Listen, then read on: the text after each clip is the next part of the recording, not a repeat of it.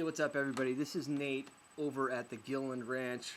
I'm the trustee and administrator here, what has been previously commonly known as the Ecetireservations Ranch. Anyway, I wanted to share with our friends, put out an invite to anybody that might be interested in coming and hanging out with us in early May. We got some other friends, some gentlemen that are on tour right now, and their tour is called The Truth Party. And it's an interesting alchemy collaboration. Basically, the Truth Party is like a celebration and place where language and music is combined with movement and group yoga and teaching and discussion of new paradigm, participatory economic models, ways of activism that we can be at peace, and all this sort of stuff as a living blueprint for a new world. So I was lucky enough to get the chance to speak with all these different dudes here over the past couple of weeks. So what's up next is a lo-fi recording of a snippet of some conversations that I had with them. So I was lucky enough to connect with these gentlemen, and really looking forward to seeing what they've got to share and sharing with them, and just having a good time with a bunch of friends and a bunch of lit up people who are trying to make the world a better place and make their lives a better place and just live in peace. So hey, if you're one of those people, one of our friends that are interested, then go ahead and get at me over at ecetireservations@gmail.com. I'd be happy to set up a time to discuss an invite or any other details. I hope you enjoy. Peace. So I'll just tell you a little bit about the gentleman behind this. Sanders Hicks is a writer, speaker, entrepreneur, and a man who's done a lot of different stuff. He's done 5 national speaking tours on the topics of truth and peace and new economics. He's taught classes in progressive entrepreneurship at Occupy Wall Street. He's the founder of Soft Skull Press and Vox Pop. And he's the author of Slingshot to the Juggernaut, Total Resistance to the Death Machine, Means Complete Love of the Truth. That's his latest book out on Soft Skull. Hi, can you hear me? Hey, Sander. Hi, Nate. Cool, man. All right, well, I got this baby going. Can you maybe just tell us a little bit about what's going on with the Truth event, the Truth Party, and the intent of it, and how things are shaping up with the tour? Sure. Yeah, just today I wrote, I spent a lot of time on writing a press release, and I'm actually calling it a micro festival. You know, it's like we all know that in the summer there's really cool touring festivals that come around. You know, I think of Lollapalooza in my youth, or Warped Tour, or other musical tours. Well, this is something a little bit different, and it's a new way to do kind of a summer micro festival, and it combines the political, the spiritual, and even some thinking about economics and talking about how we can reform the economic power structure of our society. And specifically, it's with my friends Mo from Kaleidoscope Yoga and Crazy Monk. And so I'm with a group yoga practitioner who gets people doing group yoga together. And I'm with this hip-hop MC who sings about Eastern spirituality and the Western world. And, he's like a visionary, enlightened hip-hop guy. And somewhere between those two guys is me. And so what are you bringing to the mix, man? I wrote a book last year called Slingshot to the Juggernaut, which is a lot of investigative journalism into some of the big lies that our society is based on. The big lies that prop up a culture of permanent war. And you might say, like, we're not at war with anyone. Well, actually, we are. We're fighting these, like, low-level conflicts all over the globe. And we're torturing people, even though it's not in the headlines every day. President Obama is a torturer.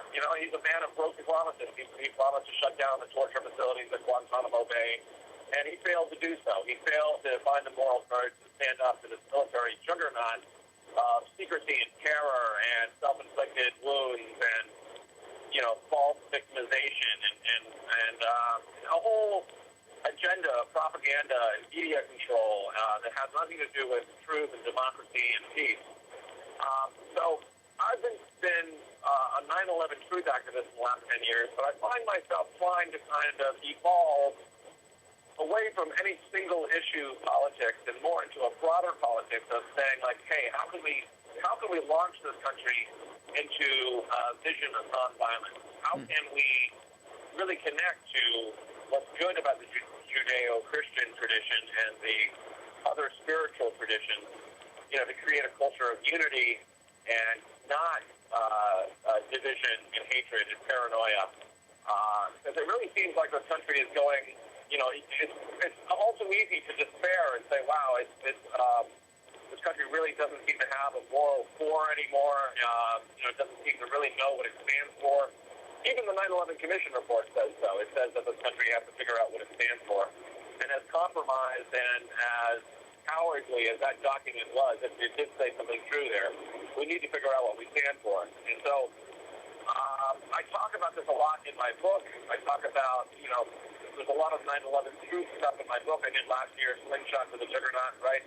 But in the last sort of third or quarter of the book, I talk more about Gandhi and Zen and the historical Jesus and the Bill of Rights and how the United States of America really could and should become a truth machine. So I'm going to be trying to talk about economic models, about kind of spreading the Promethean fire of creativity and entrepreneurship in my part of the talk. I'm going to be the producer that produces this tour and try to tie together the threads. I'm making references to this intense spirituality that's in Crazy Monk's music and lyrics, and the physical model of group yoga. This beautiful model for peace and cooperative action we're seeing in the group yoga process. Try to kind of say what are the lessons that we're learning by doing this practice. Mm-hmm. Very cool. Hey, and I find it interesting too that you talked about yourself being highly involved in the 9/11 truth movement for the past decade, but wanting to just evolve that because it's bigger than one single issue. Is that something that you've noticed in your travels and in your other speaking engagements, that 9/11 or other acts of false flag terrorism have been like a catalyst for a greater spiritual awakening for people that you've come into contact with? Yeah, there's only two ways to go. Either feel more nihilistic, and you can feel despair and anger and hatred. That when we're really talking about the human ability to either perceive or deny the existence of. So the 9/11 truth people, it's like, wow, God loves them. That anybody that has the courage to not believe the very powerful media State Department juggernaut, and to kind of pierce that veil, which is a very thick, strong veil. It's not easy, and kudos to them. But where do you go with that knowledge? Do you let it kind of infect your soul? Nietzsche said, when you stare into the abyss, make sure you be careful not to let the abyss stare into you, or let the abyss, the evil, pour into you and have it destroy your hope. And I think the other response is to say, wow, we've got some interesting precedents in this country. We're supposed to be based on the good parts of the Judeo-Christian tradition, the Enlightenment as well, out of Europe. Martin Luther King had a great synthesis of Enlightenment, democracy, ideals, and lefty politics, and the nonviolence of Gandhi and Jesus. And so, it's funny, I was just at the Martin Luther King Memorial. I was just celebrating my mom's 70th birthday down in the D.C. suburbs, and part of the weekend was a trip to the Martin Luther King Memorial, and it was actually a beautiful, emotional experience. experience. And so I was inspired. I was inspired by once again, by King's legacy. I talk about King a little bit in my book. And so 9/11 truth is really, it's not an opportunity for despair. It's an opportunity actually for new hope. Once you really pierce the veil of propaganda and lies, you get to a point where you have to say, well, then why or how does this happen that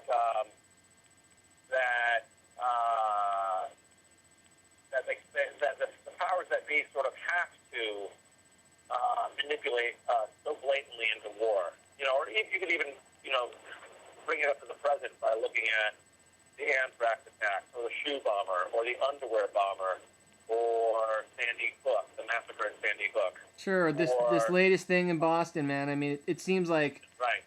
It's like faster than ever. People are like, oh yeah, it's the same strategy. They're supposed to be having, some bomb drill. Like, people are waking up to this stuff even way faster nowadays than. Absolutely. In fact, I was surprised to see Glenn Beck, the arch-conservative Glenn Beck, actually said some very interesting things about Boston. And he said he knows it's a false flag operation, and he gave the Obama administration until Monday, that's today actually, to come clean or information he says he has on the part of the federal government in this attack. And Alex Jones is saying much the same thing.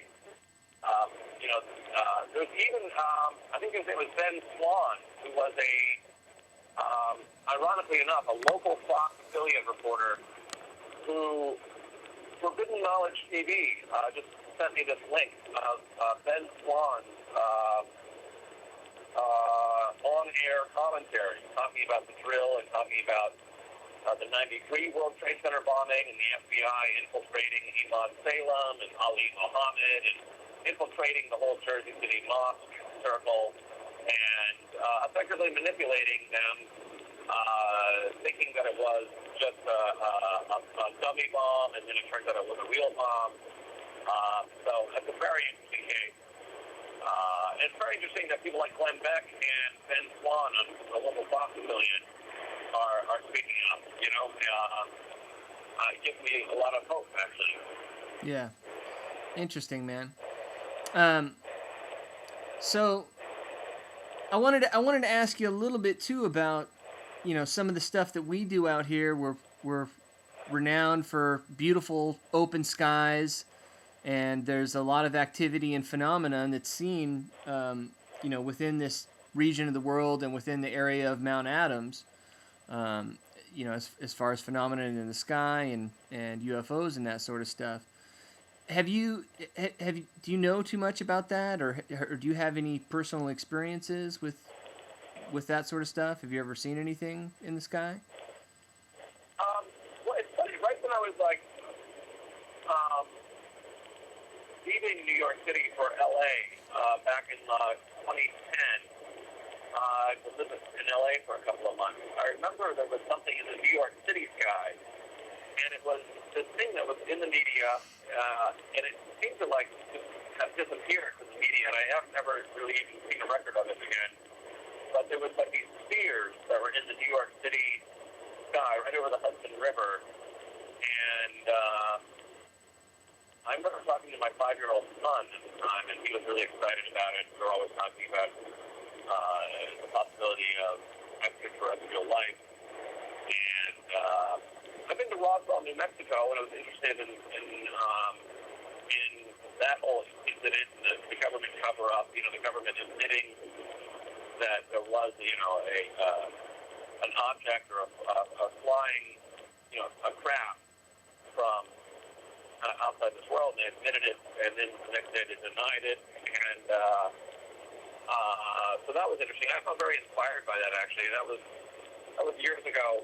I remember feeling very spiritually connected to thinking of the intersection between spirituality and extraterrestrial life. There's so much we don't know, and there's so much, when we talk about angels, what are we really talking about? When we talk about spirits, what are we really talking about? Mm-hmm. Is it possible basis for beings that that fly, that are able to penetrate other dimensions, that have abilities that far outstrip ours from compassion and peacemaking. And we have to learn from them. Right. Yeah, and we hear of all sorts of different, names or different words to describe that sort of stuff, depending on the culture and the part of the world. Right. Right. Yeah. Well, cool, man. Yeah. I look forward to being able to share some of that, and it sounds like we all have lots of different common ground, but maybe specialties to offer. So it's going to be real cool for everybody to all get together and share and see what comes out of it.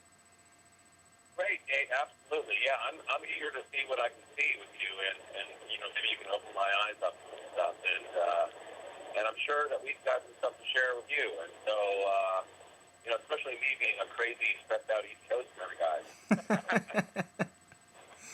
Awesome, man. I love the West Coast, because people on the West Coast are like, oh, you're from the East Coast? I don't do the East Coast. It just makes you insane. And I can totally empathize. That's why I like to go over to the West Coast as much as possible. Uh-huh. Exactly. Since we just started talking now, I'm suddenly in the countryside, finally out of New York City and going up the New York State Thruway. So we're headed north out into the mountains, and I feel better already. Yeah. Yeah, I bet, man. Get out of the city, get out into nature. Next, we got Lo Nathan Mundy. And Lo's Kaleidoscope Community Yoga project is innovative, socially connective mandala-style yoga. So he draws on his experiences in Tai Chi, Qigong, yoga, Shinto, Thai massage, contact improv, and healing dance. Lo is also the book of Kaleidoscope Community Yoga, The Art of Connecting. That's on Village Books out of Bellingham, Washington. I wanted to ask you first of all if you'd be able to do a couple of different sessions of the yoga, because it looks like we have you guys scheduled for coming in maybe on Thursday, and then we're kind of promoting the event as being on Friday, but I know you guys don't have to take off until maybe the afternoon on Saturday. I definitely wouldn't mind doing several sessions of yoga, man. I do it all the time, and I'm always happy to teach. Okay. Yeah, that'd be awesome, man, because we normally have people hanging around Saturday morning, and oftentimes if there's a yoga or a qigong class or some stretching or just something to get activated in the morning, that goes over real well, and I know a lot of times people are kind of looking for that, so sure. I'm sure it'd be really appreciated. I like the opportunity to share as much as I can, so it's not a problem. Sander and James are kind of more in charge of the official end as far as the booking and the itinerary and all that stuff goes, but I'm happy to teach several times. Cool. That's pretty much what I figured, because I'd asked about that, and people who knew you said, oh, he loves doing yoga, he probably won't have a problem with it, but just figured it's good to communicate and tie these details down. Yeah, definitely.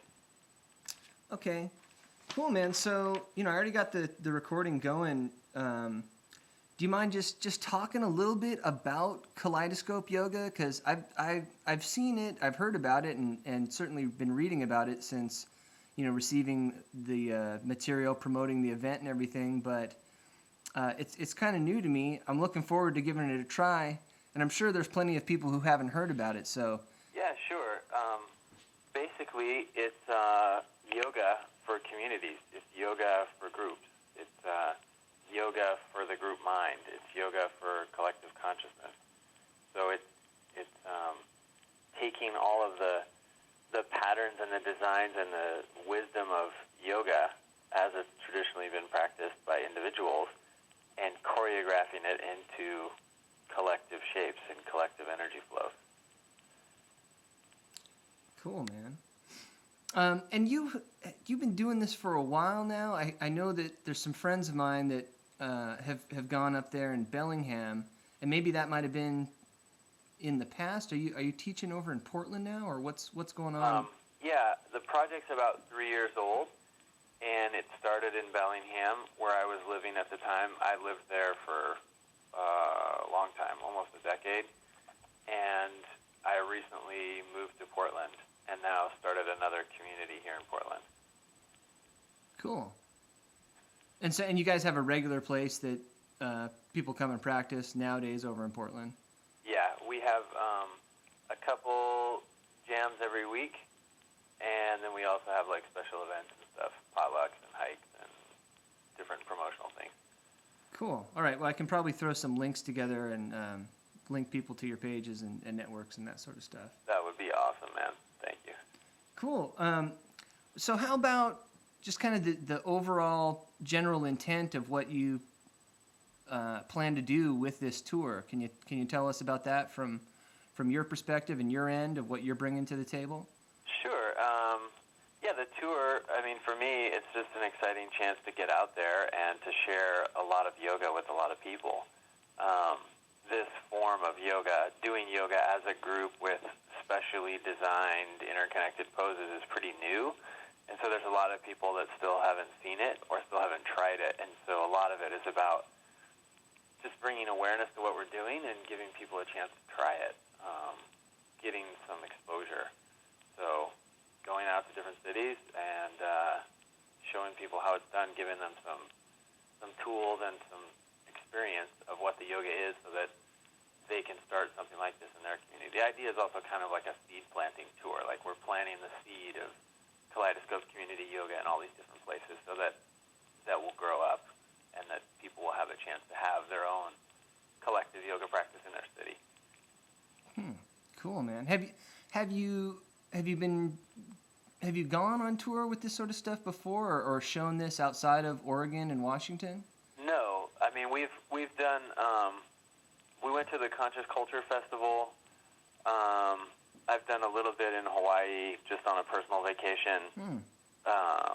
We've done little pieces here and there, but this is the first like official, formal tour where the whole purpose is bringing people Kaleidoscope Yoga.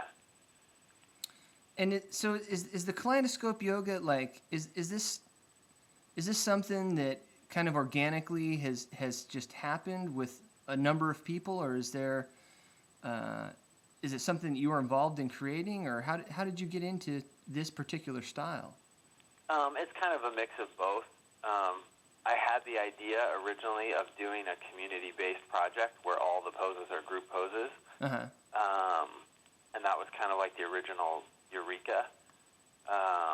From there, I think it just kind of grew on its own, and it's gone through lots of different phases and evolutions, and we continue to practice and explore and test and map things, but the basic idea was sort of the most important breakthrough, and then after that we've just been practicing. Cool, man.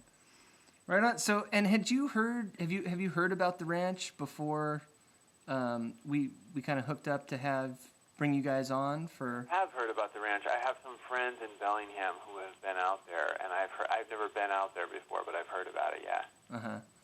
Cool, man. So, I mean, I know that it's not, I know each event you guys are going to do is going to have its own unique flavor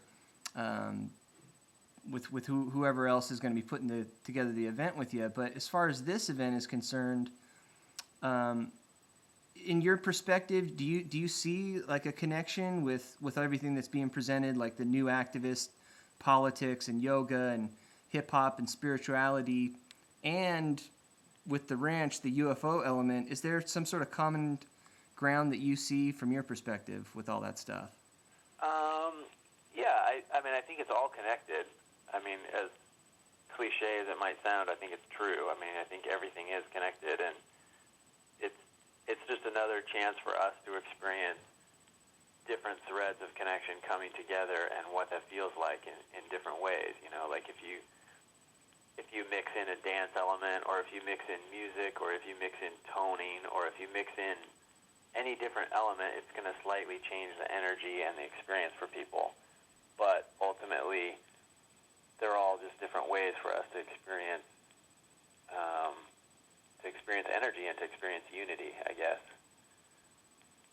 Yeah, absolutely, man. Yeah, I concur. And just all different ways of that people are becoming aware of a greater reality and greater awareness, I guess, huh?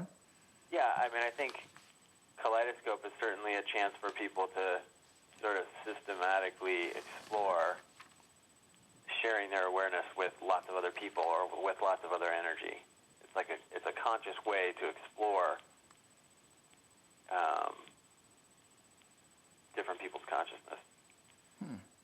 Cool, man. Well, that sounds good, man. I'm sure that there's going to be a lot of people that are interested in checking all this out. I hope so. I'm excited. I'm excited to see what it's like and to see, everything. Like you say, every event is different, and it'll depend on who's there and what the energy is. But I'm sure it'll be fun. Cool, man. About the UFO sort of stuff. Are you really familiar with, like, as far as like kind of some of the Vedic studies and like the terms of, like the Vimanas and all that sort of stuff that's talked about? I'm not actually that familiar myself, so that will be a new experience for me. And have you ever seen or experienced anything? No. Not myself. Cool, man. Well, yeah, we'll see how the weather is. There's a high degree of activity that happens up in this area. We got some cool technology, some night vision goggles and infrared beams and stuff, and to kind of help facilitate sky watching at night. And if the weather's good and we hang out there for a little while, chances are we're gonna end up experiencing or seeing something. So it would be cool to share that with you guys. Thank you, man, for doing this and for your part in helping promote. And I'm happy to meet you. And I think it'll be awesome. I've heard some good things, and it's always fun. So. Yeah, great. I'm sure it's going to be a real unique event. I know I got a lot of different folks that are asking about it, so it should be a pretty cool alchemy of different folks that show up for it. So. Awesome. Yeah, man. Well, wishing you all the best of luck with all of your endeavors, the rest of the tour, and we're looking forward to seeing you guys in May. Cool, man. I look forward to seeing you then. And next up, we got Crazy Monk. He's a hip-hop poet and MC and spiritual seeker. He studied and practiced many of the world's spiritual pathways, like esoteric Hinduism, Sufism, shamanic teachings, indigenous native spirituality, and many others. He heard a calling to combine hip-hop and higher consciousness, and as a result, has created groundbreaking spiritual mystical music. His latest album, The 27th Letter of the Alphabet, combines ancient wisdom from the world's spiritual traditions with a keen desire for the truth behind modern-day politics.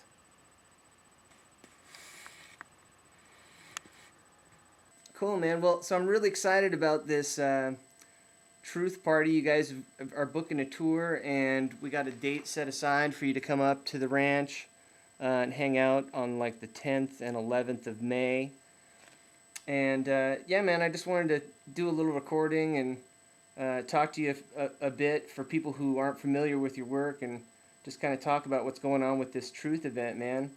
So can you tell us a little bit about it? Like, from your perspective, what is new activist economics and yoga and hip-hop and UFOs all have in common, in your view? Well, basically, I see it as the event is called the Truth Party. So we got Sander Hicks, the founder of the event and the tour, and then we got Lo Nathamundi. He's teaching the Kaleidoscope Yoga, which is basically this new type of yoga where people lock their bodies together. It's group yoga where people actually touch, and he invented all these ways for different numbers of people to interlock their bodies. And then when you take a picture of it from above, it forms shapes, geometrical shapes, and mandalas and stuff sometimes. But yeah, that's the kaleidoscope yoga. Sander Hicks, he's basically talking about some like freedom politics and economics, some anti-slave economics and spirituality. Pretty much, he practices Zen Buddhism, and he was raised a Catholic, but he's pretty much a spiritual seeker. He's trying to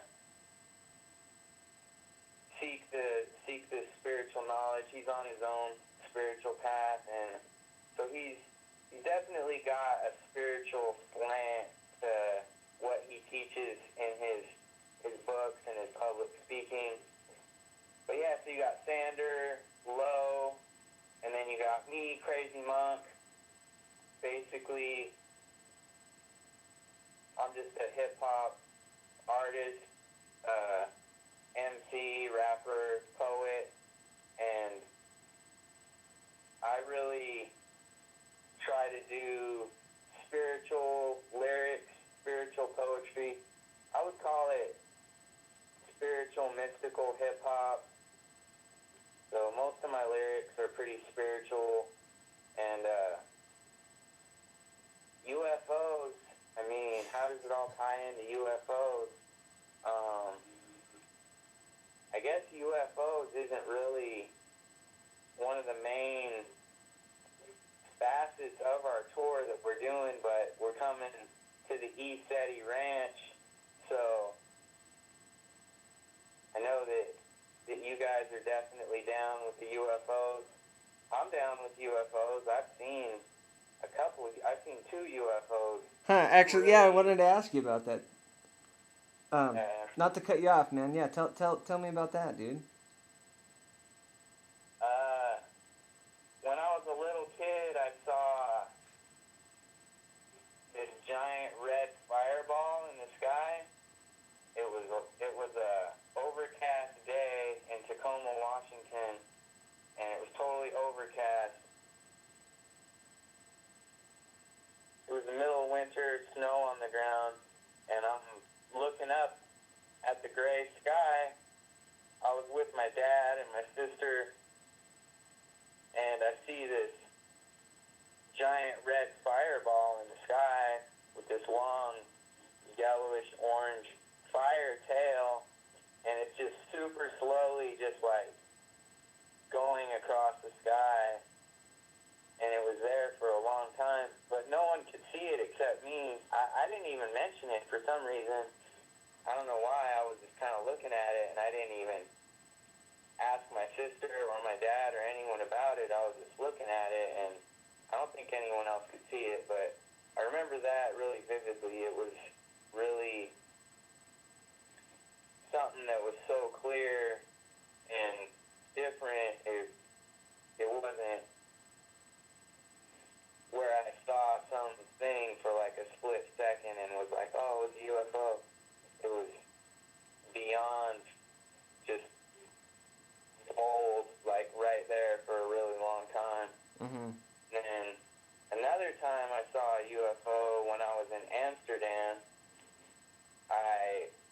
That was a crazy mission. I got stuck on the streets of Amsterdam one night. I couldn't find a hostel or a hotel. They were all booked up, and I was out there by myself.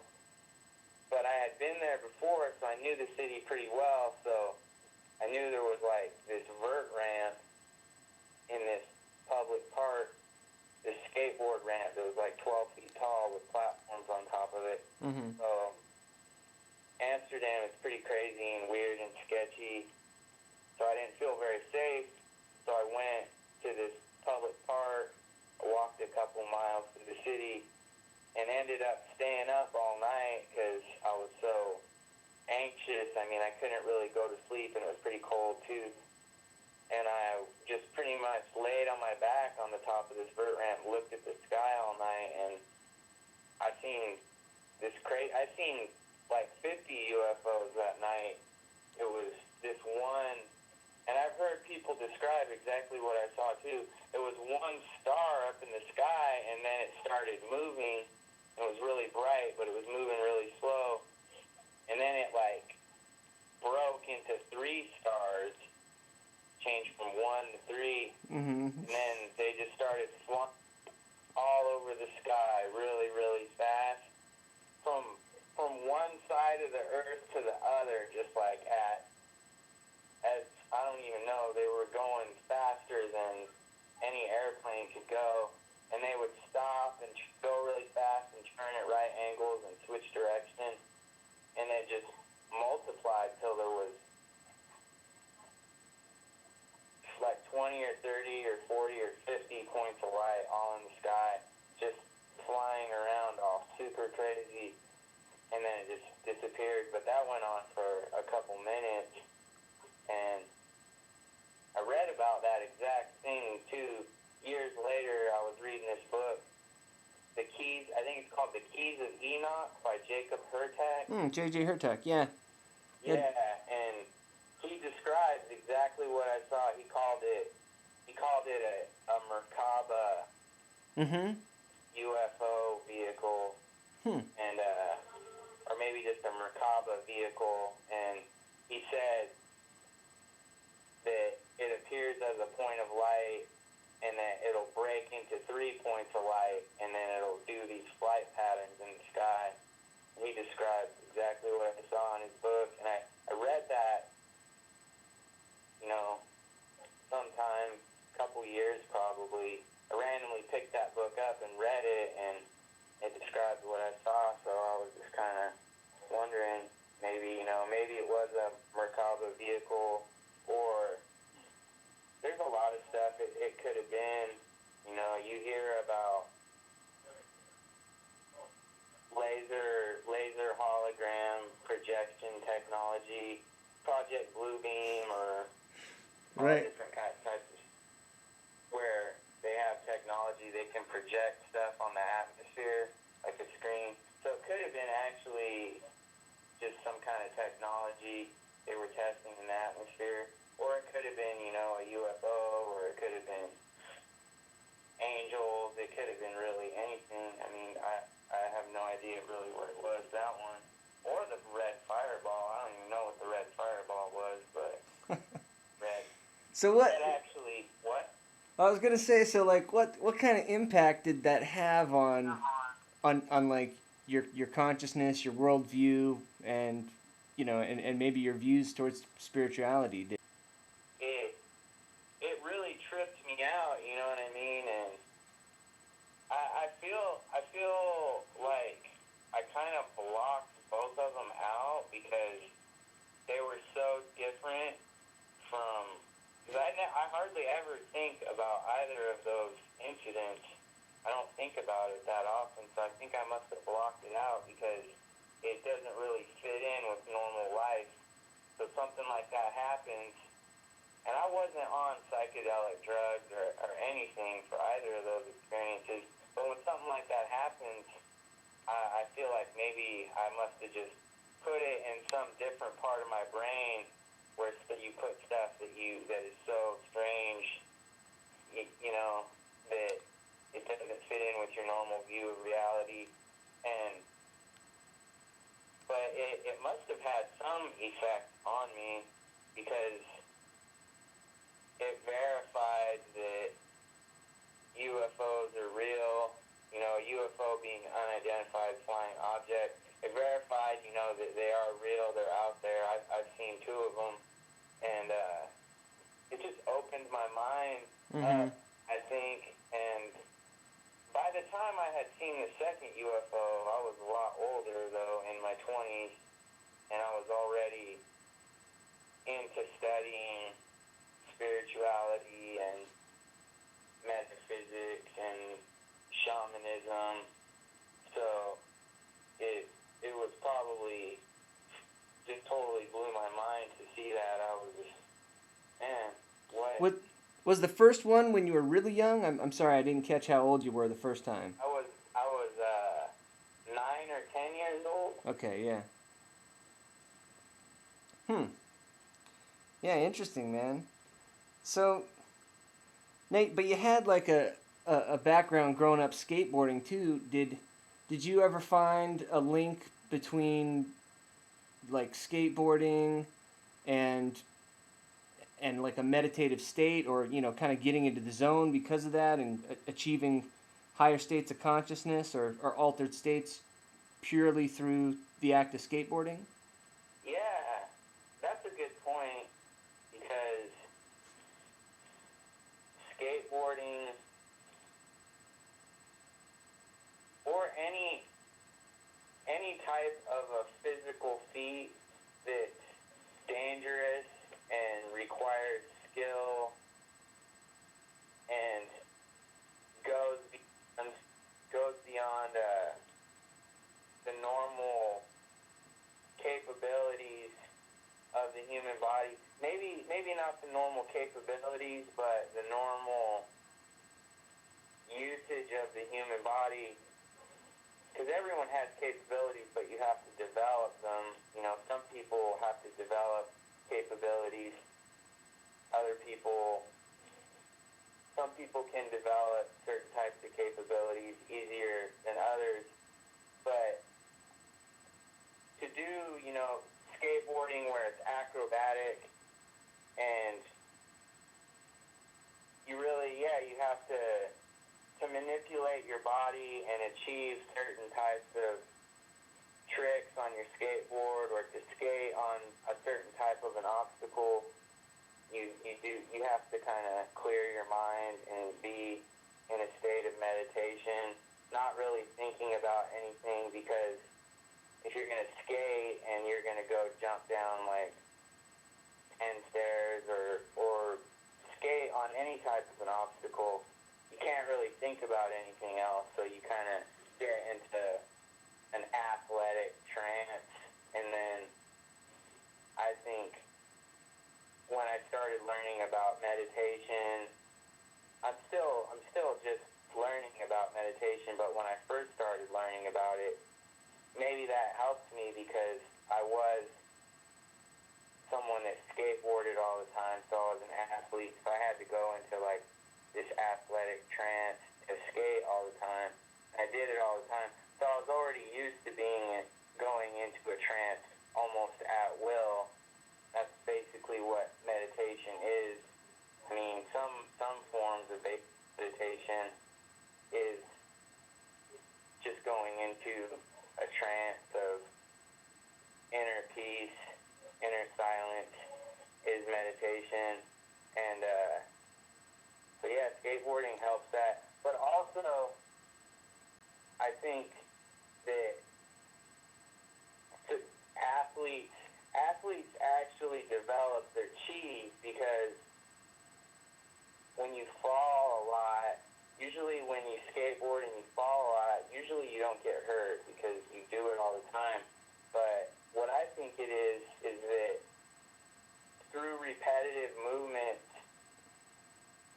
and through doing something repeatedly like skateboarding, you build up your chi field around your body, so then when you fall, your chi actually like goes before your body. When you land, you're like landing on your chi, so you don't get hurt.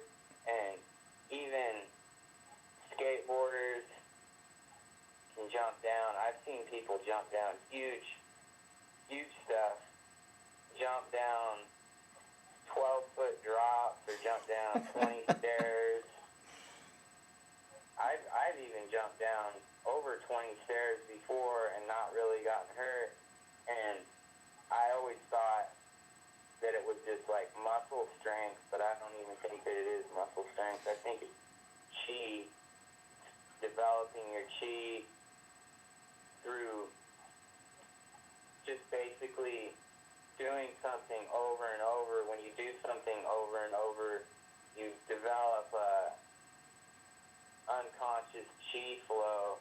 Mm-hmm. And just like when you lift something all the time, I mean, I guess you get bigger muscles, but that's just my personal belief, is that you develop kind of like a chi force field, but it's through repetitive training. And then say you like jump down something all the time on your skateboard, eventually you get to the point where you can jump down like 20 stairs, and you might be a little bit sore afterwards. But if just a normal person ran and jumped down stairs, it would probably like hurt really bad. Yeah, their body would probably have like no context for it at all. So. Yeah. Huh, that's a real interesting point, man. I think it's actually probably a combination of muscle strength and chi energy, and chi energy field, and like a trance state, while you're doing it. Right. Yeah, man. I mean, I was kind of thinking about it too, like a similar. Well, you're talking about the chi fields and everything, but like hip hop has a sort of thing, like with rhyming, and freestyling. Now, so I may not be an accomplished rhymer or freestyler, but I have experimented and played with it from time to time with friends in a comfortable setting. If you can just let go of the need to perform or of being self-conscious about it, you can tap into something outside of yourself, and or a greater aspect of yourself will start flowing through. Really tapping in. It's like a point can be reached where it's like you're almost just channeling. Has that ever happened to you, or do you have anything to say about that? Yeah, I freestyle a lot, and when I do live performances, I always do a couple freestyles, and I train a lot because I'm pretty dedicated to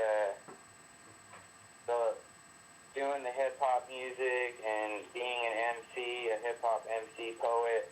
I'm really pretty dedicated to it. It's a big part of my life. So I freestyle a lot. I write a lot, but when I freestyle, definitely I think it. I don't see it as channeling, because I've seen people channel before. I even tried to learn how to channel, and I felt like I started to kind of channel a little bit. But one time when I was freestyling at this party, this older lady, she was like 50 or 60, she came up to me and she was like, "Are you channeling?" Because she just thought that I was channeling and I was freestyling. I was like, "No, I'm freestyling." Right. Nothing. Yeah. And she thought I was channeling, but Well, I think that I see it more as not channeling a spirit or an entity. I see it as channeling energy, because sound is energy. Right. Energy has really infinite manifestations, but three primary manifestations of energy is light, heat, and sound. Light, heat, and sound are three primary manifestations of energy. So if you're projecting sound out of you, when you project sound, when you talk, you're projecting energy. So sound is energy, even though we forget that sometimes. So if you freestyle a lot and you open up that channel of like your freestyling, then it gets to a point where you fully get open and you're basically like just fully like channeling energy, and right. And that's kind of what I'm getting at too. Is like not that you're necessarily channeling an entity outside of yourself, but that we can channel like higher aspects of ourselves, or tap into to knowledge and higher states of consciousness, or tap into our higher selves, or however you want to describe it. I totally get what you're saying. Yeah. So, dude, I've had the pleasure to jam with you a couple of times. The other day we were kind of talking about just like the roots of hip hop maybe being more primordial and ancient than like contemporary history might portray it. Like the spiritual aspects of just the impulse to flow and rhyme or tone over beats. It seems to be a part of all sorts of different spiritual traditions from all over the world, dating back way into the ancient past. Yeah. I totally agree that basically singing songs and chanting and rhyming definitely an ancient practice that pretty much exists in all cultures. And I definitely identify hip-hop. The hip-hop that I practice, I totally identify it with that ancient practice and ancient tradition of singing songs and chanting. And just like I was telling you when we talked last time, that hip-hop is sacred to me, making music is sacred to me. And like in hip-hop, in the mainstream they call them rappers, but within the hip-hop circle, we don't really call them rappers, we call them MCs. And the MC is the master of the ceremony, and that kind of ties into shamanism, because the shaman or the medicine man is the master of the ceremony, which would be like healing ceremonies or religious ceremonies, prayer ceremonies, or any type of a ceremony. Sometimes the shaman or the medicine man would be the master of the ceremony. And so that's, when I think master of the ceremony, I always think that any ceremony I want to be affiliated with, I always want it to be a good ceremony that brings healing and happiness to people. So awesome. That's great, man. Well, dude, I really look forward to you bringing some of that juice up here to the ranch and to all the other stops along the way with your tour. Dude, I'm running out of juice over here on my computer, so as far as the recording, we should probably wrap it up. Can you just tell us real quick about like when the tour starts and maybe what area of the country you guys are going to?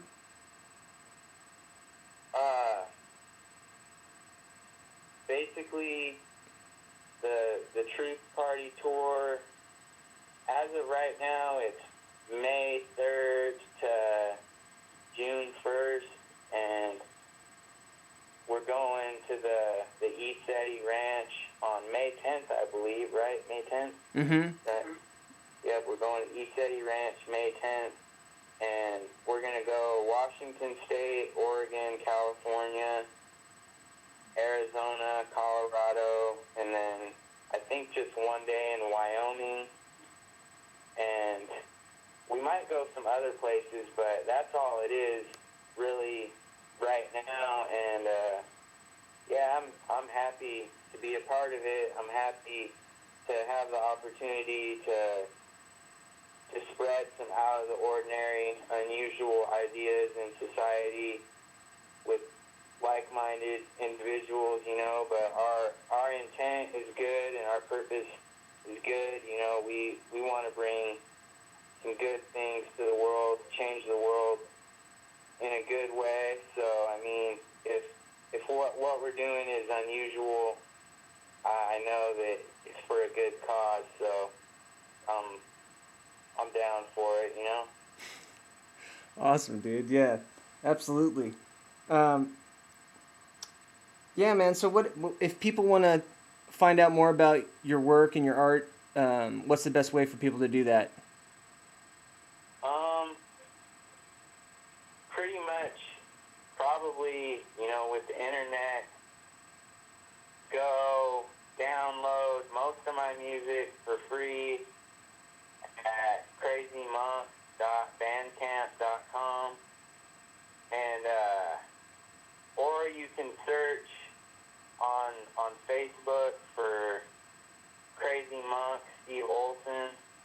If you type that in, you can find me on Facebook, and talk to me if you want to.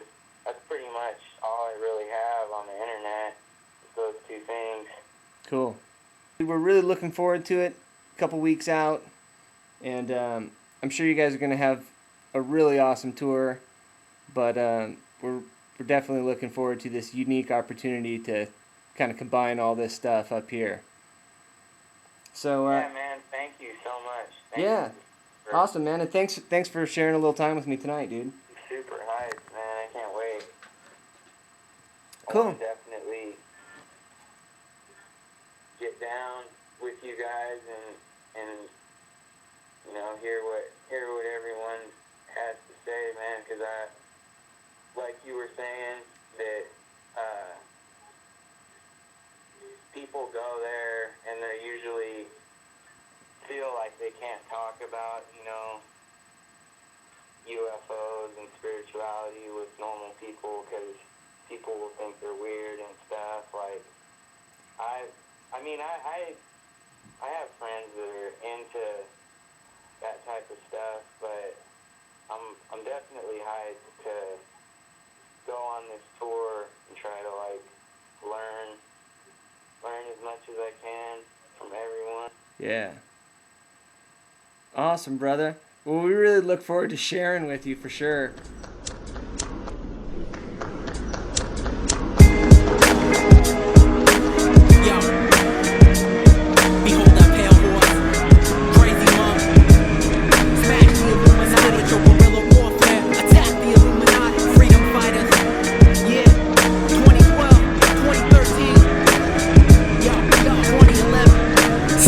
Weapons for quiet wars, financial slavery, they lock all the doors.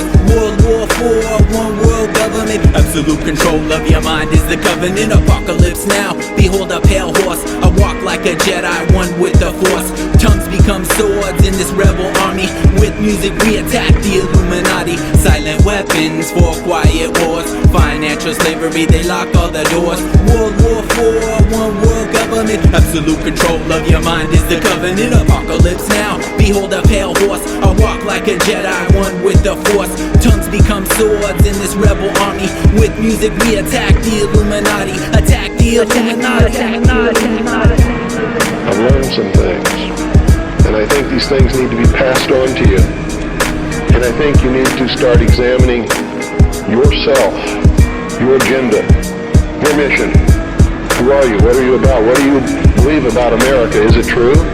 Secret meetings under the Polaris caps and nuclear submarines. Visions of the future manifest in dreams. Research teams enter the next level of evolution. 2013, Hindu Muslim Sufis dressed in green. The night's time clock can turn up the light of the stars at night in the dark. Knowledge you find in your heart enters the mind like a spark, igniting the universal flame that is shining far. Hieroglyphics written on the papyrus are revealing the absolute structure of the infinity blueprint. Omnidirectional movement, mountain warrior styles cut through stone like river water fluid. Secret governments and secret societies seek to control the minds of mankind. Vampires die from the blast of the shine.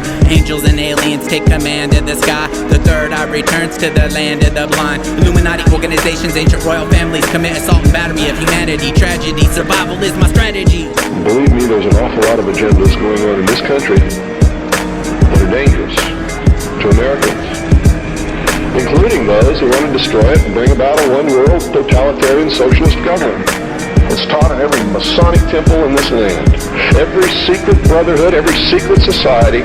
Experiments with alien time travel devices, Project Rainbow, volcano, strange flow. Rhyme styles from the future shift the planet to a parallel universe. The return of the ancient spiritual culture to the earth. Arrival of the Hopi Blue Star Kachina, predicted by indigenous traditional tribal leaders. Cloud formation readers. Illuminati declaration, war upon U.S. citizens. Under attack by mental biological warfare. Silent weapons, the quiet war, they see us as the enemy. Wars being fought against us with sophisticated economic weaponry. The government attacks us with plans like Alternative 1, 2, or 3. Underground cities and bases on the moon and Mars, where the Bilderbergers force people to be slave workers. I will not be a slave, so I fight like a berserker. Rise from ashes like a phoenix to vacate peasant colony poverty. Those who seek the righteous path are protected by the prophecy. Their whole purpose throughout history has been to teach a small number of people how to become adept at controlling everyone else. Doesn't mean it can't be turned around, but it'll never be turned around until you learn what you need to know. You don't even recognize half the weapons that they use against you. Silent weapons for quiet wars. Financial slavery, they lock all the doors. World War IV, one world government. Absolute control of your mind is the covenant. Apocalypse now, behold a pale horse. I walk like a Jedi, one with the force. Tongues become swords in this rebel army. With music we attack the Illuminati. Silent weapons for quiet wars. Financial slavery, they lock all the doors. World War IV, one world government. Absolute control of your mind is the covenant. Apocalypse now, behold a pale horse. I walk like a Jedi, one with the force. Tongues become swords in this rebel army. With music we attack the Illuminati. Attack the Illuminati.